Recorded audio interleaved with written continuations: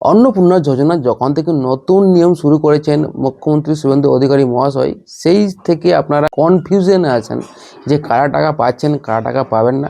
তো এই ভিডিওতে আমি বলবো কারা কারা টাকা পাচ্ছেন। 25 থেকে 60 বছর যাদের বয়স তারা কিন্তু এই অন্নপূর্ণা যোজনার জন্য কিন্তু এলিজেবল, মানে তারা কিন্তু টাকা পাবে অন্নপূর্ণা যোজনার জন্য। ঠিকা শ্রমিকদের পরিবারের সদস্যরাও কিন্তু আবেদন করতে পারবেন। আপনি যদি দিব্যাঙ্গ ভাতা বা পিএম কিষাণ যোজনার মধ্যেও রয়েছেন, তবুও কিন্তু আপনি অন্নপূর্ণা যোজনার টাকা পাবেন। আপনি যদি কোনো জব করে থাকেন, সেটা যদি 10,000-এর নিচে স্যালারি হয়, তাহলে কিন্তু আপনি এই অন্নপূর্ণা যোজনার টাকা পাবেন। আপনার পারিবারিক আয় মানে বার্ষিক পারিবারিক আয় যদি 12 লক্ষের নিচে হয়, তাহলে কিন্তু আপনি এই অন্নপূর্ণা যোজনার টাকা পাবেন। এই ভিডিওটা দেখার পর অনেকেই কিন্তু কনফিউজ থেকে একদম ক্লিয়ার হয়ে গেছেন যে কারা কারা টাকা পাচ্ছেন।